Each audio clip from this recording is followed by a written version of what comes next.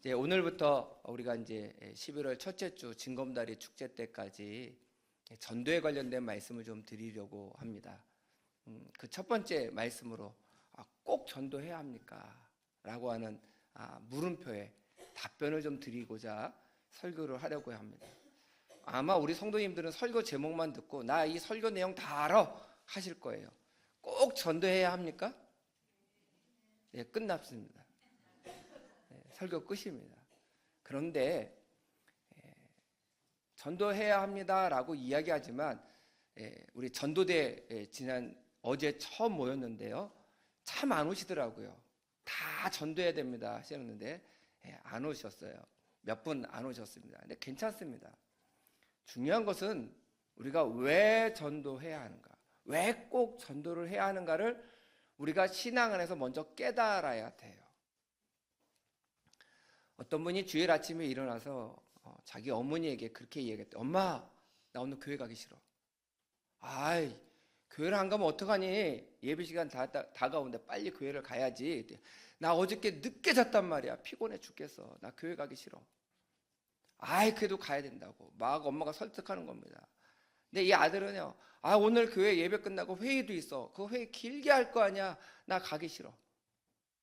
아이, 가야 된다고. 아유, 대표 기도하시는 장로님 아마 기도 길게 하실 것 같아. 나 그 시간에 좋을 것 같아. 안 해. 좋으니 교회를 안 가는 게 나아. 그래도 이 엄마가 계속 설득하는 거예요. 교회를 가야 된다고. 근데 또 한마디 합니다. 우리 할렐루야 찬양대 얘기하는 거 아닙니다. 예를 드리는 거예요. 찬양대 음이 너무 기묘해.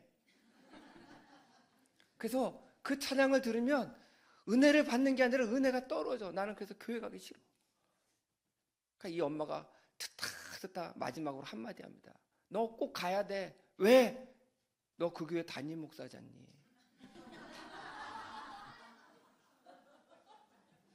지금 누가 안 간다고 그랬어요? 담임 목사님이요. 그러면 돼요, 안 돼요? 물론 안 되죠. 말이 안 되는 소리죠. 예를 든 겁니다. 예를. 담임 목사님이 주일날 교회 가기 싫다라고 안 가고, 설교하기 싫다라고 안 하고, 신방하기 싫다고 신방 안 하고 한다면 담임 목회자의 역할을 못하는 겁니다. 등한시하는 겁니다. 오늘 그리스도인 누구나 다 예수님께서 명령하셨어요. 땅끝까지 이르러 내 증인이 되라 라고 명령하셨어요. 그러면 모든 그리스도인은 땅끝까지 전도하는 것이 우리들의 사명이고 우리들의 의무예요. 이거는 누구나 다 해야 될 일이에요. 학교 선생님이 학교에 가기 싫어하고 아이들 가르치기를 싫어하면 그거는 직무유기예요. 자기의 직무를 등한시하는 거예요. 경찰이 범인을 잡는데 나 힘들어, 뛰기 싫어, 나 범인 안 잡을 거야. 범인이 그냥 자기가 자수해서 오면 잡아주고 안 오면 말지 라고 하면 그것도 안 됩니다. 직무유기예요. 오늘 우리 기독교인들이 예수 그리스도를 전도하지 않는 것은요, 직무유기라는 말씀이에요. 그럼 부담이 될 거예요. 아니, 내가 직무유기를 하고 있는가? 그런데 이게 형식적으로 직무유기라고 하는 말씀을 드리고 싶은 것이 아니라, 그러면 그것이 왜 직무유기가 되는지, 그럼 직무유기가 되지 않기 위해서 우리가 어떤 마음을 가져야 되는지 오늘 로마서 10장 9절부터 15절까지의 말씀을 통해 함께 그 이유와 그 은혜를 나누고자 합니다. 그 첫 번째는 뭐냐면요, 먼저 은혜를 받아야 된다는 거예요. 내가 먼저 은혜를 받아야 전도할 수 있다는 거예요. 내 안에 뭔가 먼저 차 있어야 다른 사람에게 전할 수 있는 거예요. 오늘 우리 9절 말씀 다시 한번 봉독하도록 하겠습니다. 9절 말씀 시작.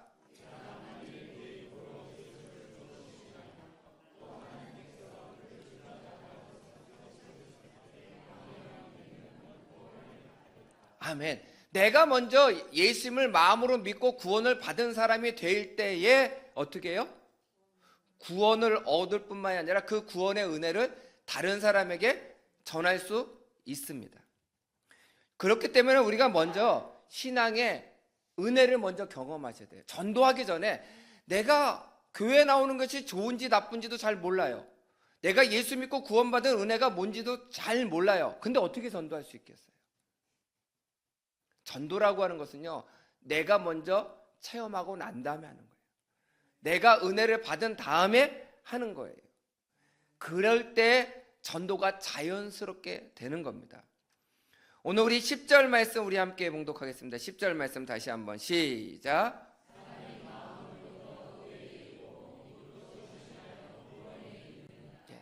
마음으로 믿었어요. 그러면 가만히 있으면 안 돼요. 마음으로 믿어서 의에 이르고 우리의 삶이 바뀌어진다는 거예요.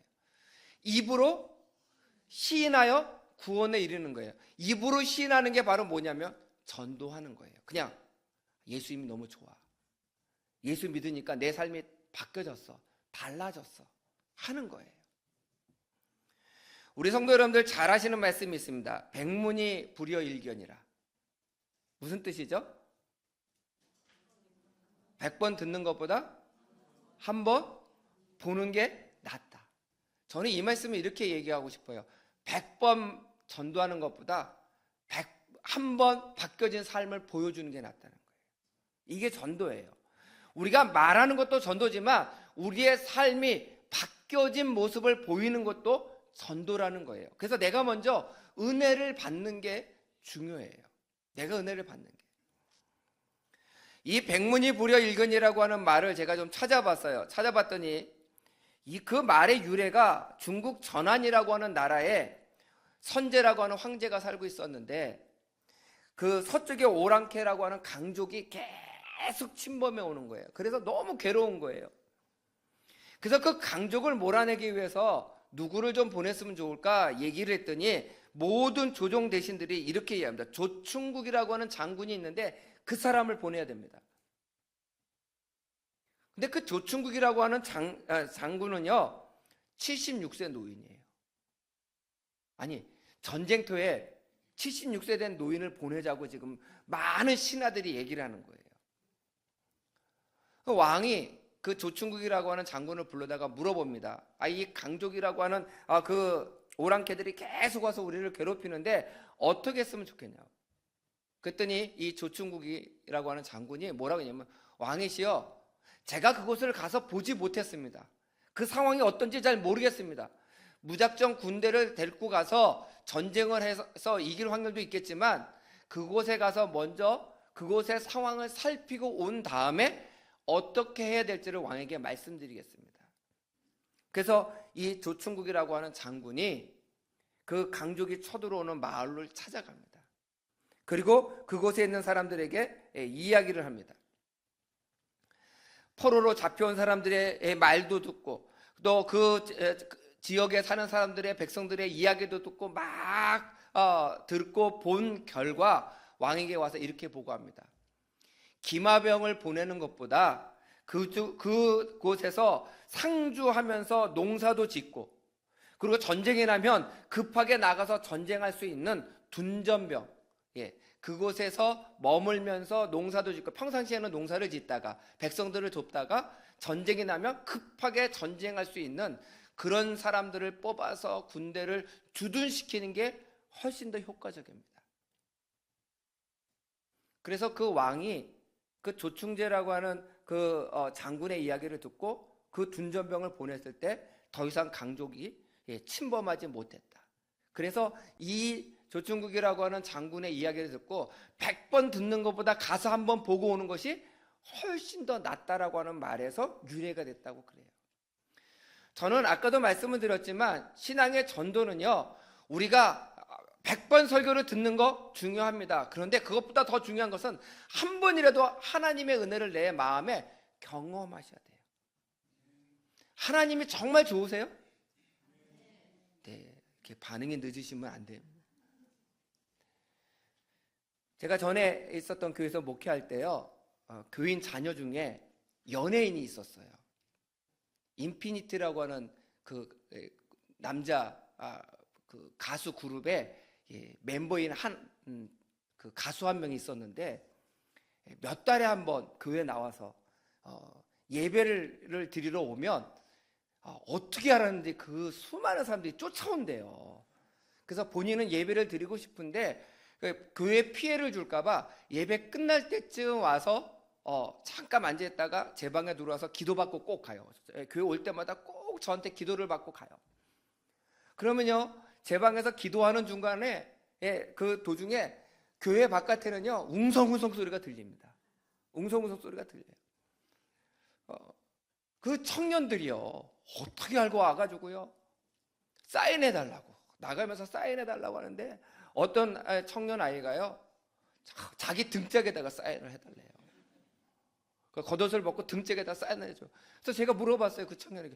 야 너 그거 오늘 샀다고 그랬잖아. 옷 어저께 사가지고 오늘 처음 입는 거라고 했잖아. 그랬더니 뭐라고 이야기했냐면 괜찮대요. 사인 받는 게 더 중요하대요. 자기 옷에 사인했으니까 이거는 잘 보관할 거래요. 그리고요 사인 받았다고 소리를 지르더라고요. 제가 설교 시간에 아멘 하세요 막 한마디도 안 하던 애들이 그 연예인을 보고 그냥 소리를 지르고 대단하더라고요. 우리가 예수님을요 그 정도로 좋아하셔야 돼요. 제가 예수님 소리만 하면 소리를 질러야 돼요. 우리 성도 여러분들 조용필 그러면 어때요? 좋아요. 그래서 오빠 하잖아요. 근데 예수님 그러면 그러든지 말든지. 벌써 예수님에 대한 은혜가 내 안에 충만해야 그 받은 은혜를 가지고 뭘 전할 거 아니에요. 너무너무 좋다. 왜 좋으냐? 그냥 좋아. 나는 원래 이랬던 사람인데 내가 예수 믿고 얼마나 내 삶이 바뀌었는지 몰라. 내 생각이 바뀌었는지 몰라. 내 행동이 바뀌었는지 몰라. 내 말이 바뀌었는지 몰라. 이렇게 당당하고 확실하게 하나님께서 나에게 베풀어 주신 은혜를 고백할 수 있는 성도가 되셔야 되는 거예요. 우리가 전도를 해야 되는 것은 모든 그리스도인이 해야 될 의무이지만 그것보다 더 중요한 것은 내 안에 하나님의 은혜가 있느냐. 말하지 않고 견딜 수 없는 그런 하나님의 은혜가 있으면요 말하지 말라고 그래도 어떻게 해요? 자꾸 얘기하게 돼 있다는 거예요. 자꾸 얘기하게 돼. 저하고 친한 목사님이 한 분 계시는데요. 그 목사님이 큰아들은 조금 아파요. 그래서 정상적인 교육을 받을 수 없어요. 그래서 늘 그 아이 때문에 고민을 하세요. 근데 그 집에 이제 형제였는데 둘째 아들이 저는 공부를 그렇게 잘하는 줄 몰랐어요. 그래서 작년에 서울대를 갔어요. 별로 안 놀라시네요. 대단한 거잖아요. 서울대를 가서. 그래서 제가 그 소식을 듣고 전화를 했어요. 아유 축하한다고. 그랬더니 뭐 그냥 운이 좋아서 갔다고 막 이렇게 하면서 겸손하게 얘기를 하시더라고요. 그 다음에 어느 모임에 갔는데요. 아무 얘기 안 하시는 것 같더니 결국은 아들 서울대 갔다는 얘기를 하시더라고요. 그리고 또 어떤 모임을 갔는데 그 목사님 왔는데 또 얘기를 하다가 처음에 주제는 딴 얘기를 하다가 결국은 무슨 얘기 하시겠어요? 아들이 서울대 갔다는 얘기로 결론이 나더라고요. 그래서 제가 한 달 동안은 그 목사님을 회의하는 데서 한 10번 정도를 만났는데 결론은 뭐예요? 서울대예요. 결론은 서울대예요. 그 목사님 성품이 막 자랑하는 스타일은 아니거든요. 막 자기가 뭐 좋은 일 있으면 막 자랑하는 스타일은 아닌데 자랑 안 하는 것 같은데 은근히 얘기가 되더니 결론은 서울대예요. 서울대. 그래서 제가 그때 느꼈어요. 야, 큰아들은 아파서 공부를 제대로 못하는 것에 대한 아쉬움이 있는데 둘째 아들이 서울대 간 것에 대한 그 마음이 얼마나 좋으면 결론이 서울대일까. 저는 우리 성도님들이 어디를 가든지 누구를 만나든지 결론이 예수님이셨으면 좋겠어요. 막 얘기를 하다가 다른 사람과 친구하고 막 얘기를 해요. 좋은 얘기 저런 얘기 다 하세요. 괜찮습니다. 근데 결론은 뭐예요? 예수님으로 끝나셔야 돼요. 그게 은혜 받은 사람들의 마음이라는 거예요. 아유, 내가 요즘 힘들어 죽겠어. 그렇지. 나도 힘든 일이 있었어 옛날에. 근데 예수 믿어보니까 위로받더라고. 도리어 어렵고 힘든 일이 감사함으로 바뀌더라고. 결론은 예수님. 그게 은혜 받은 자의 모습이에요. 나가서 복음 전도하는 거, 전도지 나눠주는 거, 이것도 전도지만 우리의 대화 속에서 우리의 사람들을 만나고 대화하는 모든 대화 가운데 결론이 예수님으로 끝나면 그것도 전도인 거예요. 그래서 우리 성도 여러분들 늘 기억하세요. 대화의 끝은 역시 우리 세대교회들 참 잘하세요. 다시 한번 대화의 끝은 예수님이시다. 이게 전도다. 은혜 받은 모든 사람들이 대화의 끝을 예수 그리스도 예수님으로 끝을 낼 수 있는 우리 새샘의 성도가 되시기를 간절히 축원드립니다. 두 번째는 차별 없이 우리가 복음을 전하셔야 돼요. 차별 없이. 제가 오래전에 어떤 분에게, 그분은 참 교회를 아끼셨던 분이에요. 그분이 절대 나쁜 뜻으로 얘기하지 않으셨습니다. 제가 그걸 알아요. 근데 제 목사인 제 마음에 조금 걸리더라고요. 어떤 분이 있으셨는데 그분이 그런 얘기를 저한테 하셨어요. 목사님, 새신자가 오더라도 번듯한 사람이 좀 왔으면 좋겠어요. 그런 말씀을 하시더라고요. 그 번듯한 사람이라는 게 무슨 뜻이에요? 네, 뭐 가정적으로도 좀 안정이 되고 경제적으로도 안정이 돼서 교회에 나오면 봉사도 잘하고 또 헌금도 많이 할 수 있는 사람이 왔으면 좋겠다. 새신자가 왔으면. 그분은 교회를 위해서 하시는 얘기인데 우리 주님의 마음은 그렇지 않아요. 누구든지예요. 누구든지. 제가 어제 처음 우리 전도대 앞에서 고백을 했습니다. 제가 고백을 해야 저도 전도할 것 같아서. 어떤 고백을 드렸냐면, 제가 우리 새샘교회 전도대를 처음 세우는 것 때문에 몇 달 전부터 전도대를 위해서 기도를 했어요. 기도를 시작했는데, 기도를 하다가 제가 우리 성도님들께 말씀드린 게 있습니다. 우리 여기 무슨 마트죠? 예, 더드림 마트인가? 거기, 예, 그 식자재 마트요. 식자재 마트에 2층에 보면 뭐가 있어요? 경륜장이 있어요. 수많은 사람들이요, 거기 들어갈 때 눈빛은 살아있어요. 초롱초롱해요. 끝나고 나오면요, 눈빛이 어때요? 어떻게 하셔요? 죄송한데 눈빛이 좀 갔어요, 맛이. 그리고요, 들어갈 때는 별로 그렇게 안 하는데 나올 때는요, 와, 세상에 욕이 그렇게 다양한지 처음 알았어요. 얼마나 욕을 험하게 하면서 나오는지. 오늘 아침에 누구를 만나서 재수가 없어서 안 됐다는 둥부터 시작해가지고 막 그러고 나오는데, 제가 우리 전도대를 위해서 기도하는 가운데 그 사람들이 자꾸 눈에 밟히는 거예요. 마음 가운데 부담이 되는 거예요. 그 사람들에게 어떻게 하면 복음을 전할 수 있을까? 용기가 안 나는 거예요. 그래서 제가 예레미야서의 말씀을 좀 묵상해 봤어요. 예레미야도 하나님께서, 야 예레미야야, 너 뒤에 쓰레기 더미 잔뜩 들게 하고 그거를 허리에 묶어가지고 이스라엘을 한 바퀴 뺑 돌아라 예루살렘에서. 하나님, 저 너무 창피해서 못하겠어요. 아니, 하라고 그러고 대낮에 등불을 들고 다니라고 하나님이 명령하셨거든요. 예레미야가 못하겠다고 하는데 결국은 해요. 근데 그 모습이 꼭 저랑 똑같다는 거예요. 못하겠다는 거예요. 그 앞에서 어떻게 전도를 할까? 하나님, 저 못하겠어요. 누구를 좀 붙여주시면 할 것 같은데 혼자는 못할 것 같아요. 괜히 거기서 전도했다가 맞으면 어떻게 해요? 아니, 전도를 하는 거에 대한 부담이 많이 되더라고요.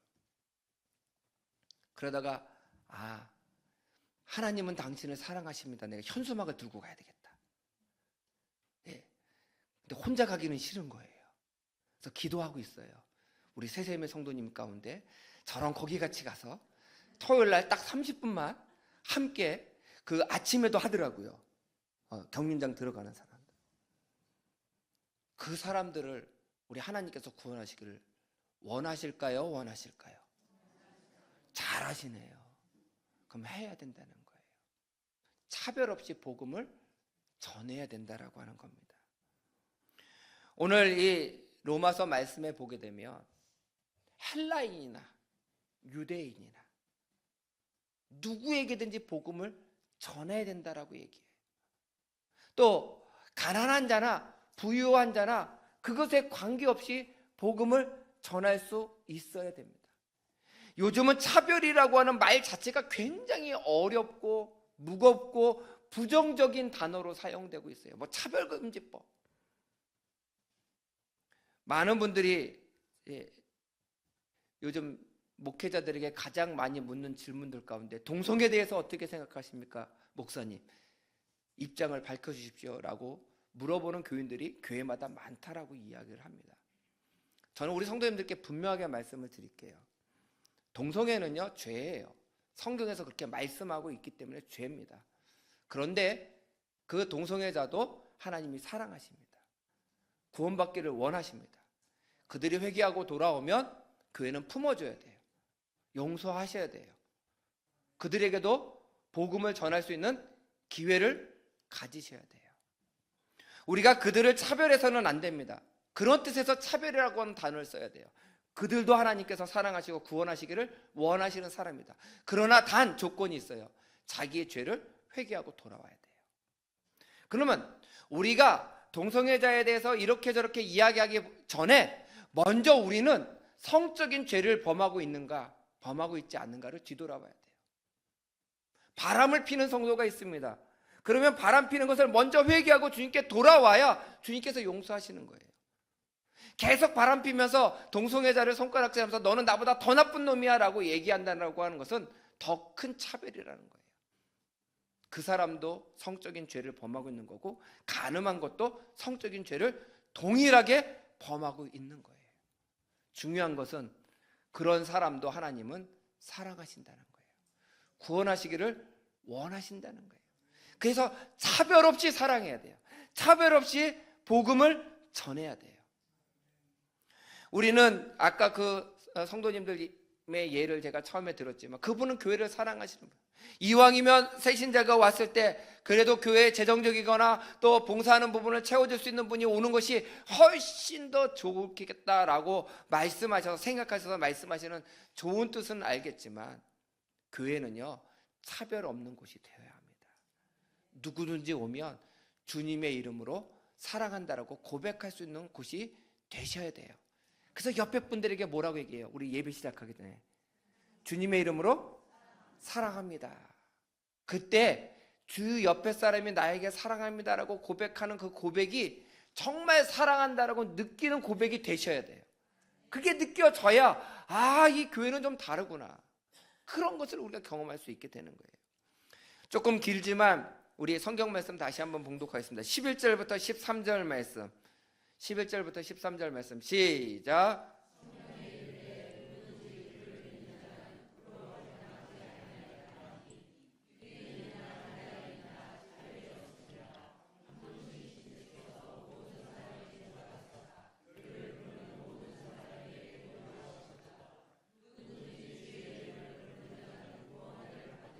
아멘.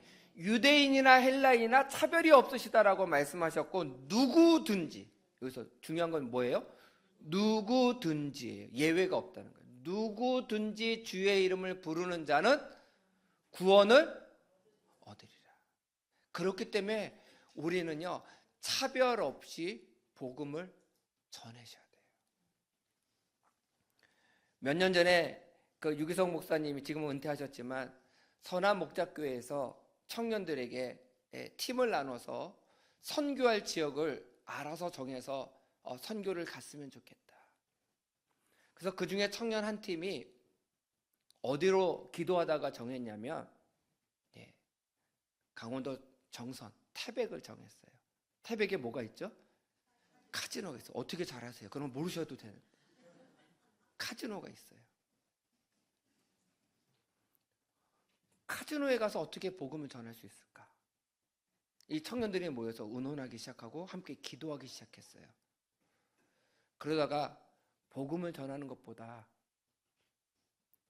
예수님께서 모든 제자들의 발을 씻기신 것처럼 카지노에서 돈을 잃고 나오는 사람에게 주님의 마음으로 그들의 발을 좀 씻겨줬으면 좋겠다. 세족식을 해줬으면 좋겠다. 그래서 그 카지노 앞에 한 청년은 물통을 이렇게 들고 올라가고, 또 한 사람은 대야와 수건을 가지고 가서 2명씩 팀을 이뤄가지고 이제 서 있었던 거예요. 나오는 사람에게 혹시 저희가 교회에서 나왔는데요, 당신의 발을 좀 닦아드리고 싶어요. 닦아드려도 되겠습니까? 거절한 사람도 있고, 이건 뭐 하는 거냐고 소리 지르고 막 난동을 피는 사람도 있는데, 놀랄 만한 것은 10명 중에 절반은 그렇게 하겠다고. 그래서 그분을 의자에 앉히고 청년들이 무릎을 꿇고 그분의 양말을 벗기고 그 발을 그 대야에다 물을 담고 발을 그 대야에서 정성껏 닦아줬어요. 닦다가 청년들이 얼마나 많이 펑펑 울었는지 몰라요. 그리고 수건으로 정성껏 닦아주고 다시 새 양말을 준비해서 새 양말을 신겨준 다음에 그렇게 고백했대요. 하나님께서 당신을 사랑하십니다.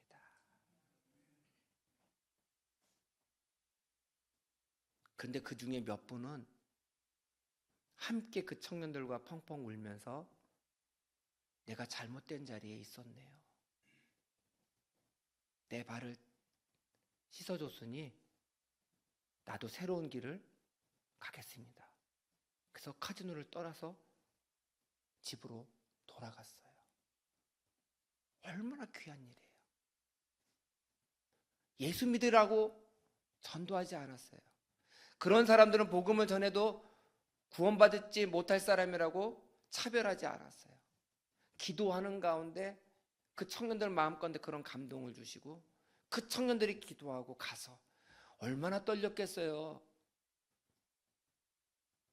그 발을 닦아주면서 그 청년들이 정말 주님의 마음으로 눈물을 흘리며 그들의 발을 닦아줄 때 한두 명이라도 그들의 마음이 변화되어서 집으로 돌아가는 놀라운 은혜가 있었다라고 하는 것을 보고했어요. 선교대에.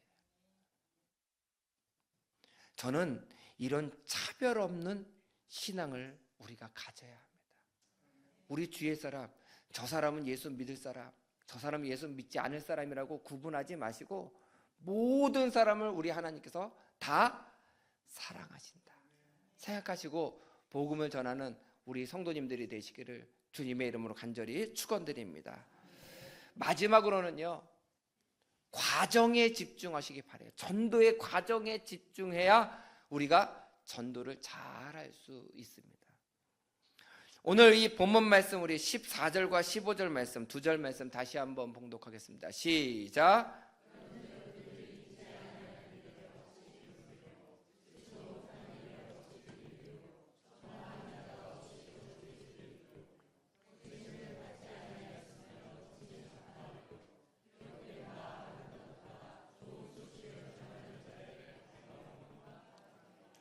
아멘. 우리가 전하지 않으면요, 들을 기회조차 없다라고 하는 거예요.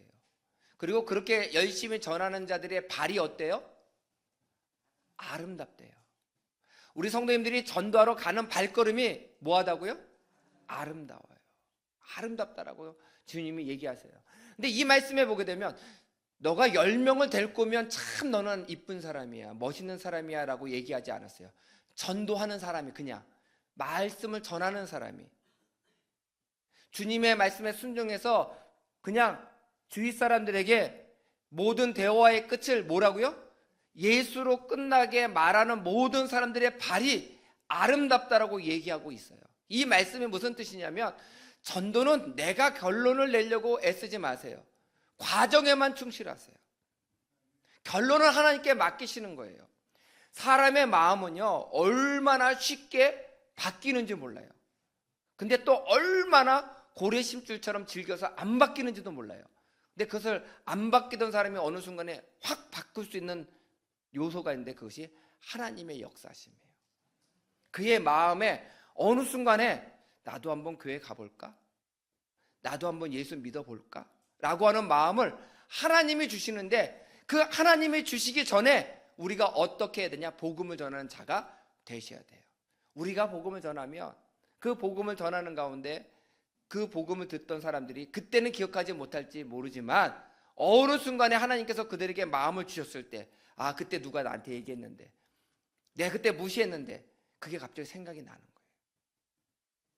그래서 나도 교회 한번 가볼게.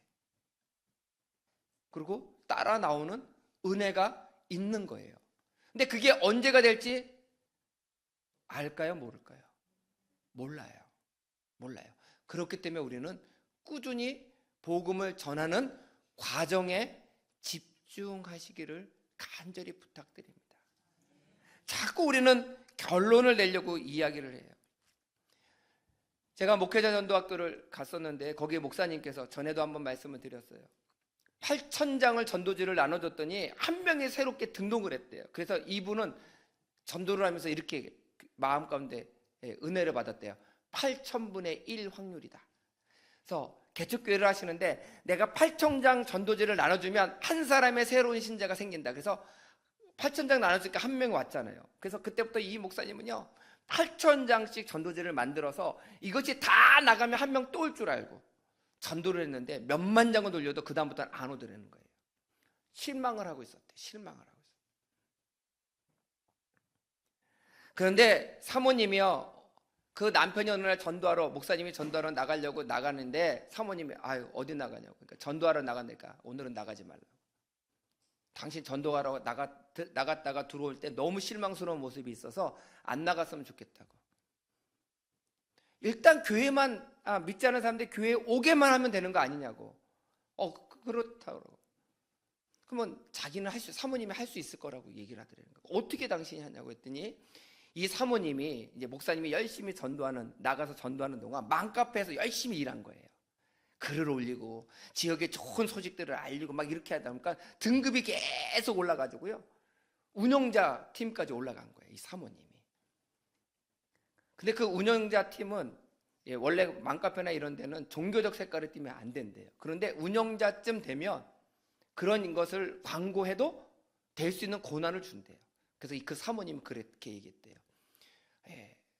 요리를 가르쳐 드립니다. 선착순 20명 어느 교회에서. 그러니까 교회는 주방이 다 있잖아요. 그래서 광고를 올렸더니 5분 만에 끝! 신청이 끝났대요. 20명이요 눈이 초롱초롱하게 그 교회로 온 거예요. 그 교회가 개척하고 처음 20명이라고 하는 사람이 온 거예요. 근데 예수 믿으러 왔어요 안 왔어요? 아니에요. 뭐 하러 왔어요? 요리하러 왔어요. 근데 괜찮다는 거예요. 열심히 가르쳤어요 요리를. 교회 나오라는 얘기도 하지 않았습니다. 그리고 나서 그 요리 교실이 좋다라고 하는 게 또 소문이 났어요. 그 다음에는 그 요리 교실도 하지만 또 다른 것도 했대요. 아이들 독서 지도를 해드립니다. 선착순 20명. 그때 대기가 막 생기더래요. 20명이 금방 끝나가지고 혹시 빠지는 사람 있으면 다음 대기 신청합니다. 대기 신청합니다. 대기 신청합니다. 그 대기자들이 쭉 생기면서 이 대기자들을 가지고 또 뭐를 할까 하다가 그 아이들 독서지도팀을 한 팀을 만들기로 처음 결심했다가 2팀 만들었어요. 그 아이들 독서지도가 잘 되니까요 그 독서지도를 하다가 가정에서 독서지도 잘하는 법, 그래서 부모님들을 초청해서 가정에서 어떻게 하면 자녀들 독서지도를 잘할까 특강을 하기 시작했대요. 그 부모님들이 교회 여러 번 나오기 시작하면서 교회 나오는 게 자연스러워진 거예요. 주일날만 안 나오지 주중에는 열심히 나오더라는 거예요. 그러면서 이 목사님이 그렇게 또 프로그램을 짜신 거예요. 자녀에게 좋은 것을 가르치려면 아름다운 가정이 돼야 된다. 그래서 부부 학교를 그 목사님이 시작을 했어요. 그래서 믿지 않는 부부들끼리 나오기 시작한 거예요. 그래서 지금은요 그분들이 씨앗이 돼가지고요 100여 명 정도 모이는 교회가 됐어요. 개척한 지 얼마 안 돼서. 별로 안 놀라시네요. 정말 대단한 거예요. 이런 일들이 어떻게 일어날 수 있습니까? 저는요 8,000장, 10,000장, 20,000장 전도지 나눠준 게 헛된 게 아니라고 저는 생각해요. 그런 열정이 있었기 때문에 하나님께서 지혜를 주시고 방향을 바꿔주신 것이지, 그리고 그 과정에 충성했더니 그 충성한 과정 가운데 하나님께서 아름다운 열매가 맺혀지도록 하신 것이지, 그 열매를 따기 위해서 중간에 노력한 것이 아니라는 거예요. 우리도 마찬가지예요. 전도하실 때 부담 갖지 마세요. 제가 전도 태신자 카드를 드렸어요. 3명 적게 돼 있어요. 3명 다 채우셨으면 좋겠어요. 그날 못 데리고 오셔도 상관없습니다. 계속 기도할 사람이에요. 그 명단을 정해주시면 제가 올해 끝날 때까지는 그 명단을 불러가면서 제가 기도할 거예요. 우리 성도님들 같이 기도하세요. 그러면 언젠가는 하나님께서 그 사람의 마음을 움직여서 예수 믿고 구원받는 사람이 되도록 만들어 주실 줄 믿습니다. 그런 과정에 충실한 모습을 우리가 가질 때에 하나님께서도 열매를 맺도록 해 주신다는 거예요. 과정이 없으면 결론이 없는 거예요. 우리는 뭐만 하면 돼요? 과정에 충실하면 돼요. 그러면 하나님께서 이렇게 얘기해요. 아름다운 발이라고 칭찬하세요.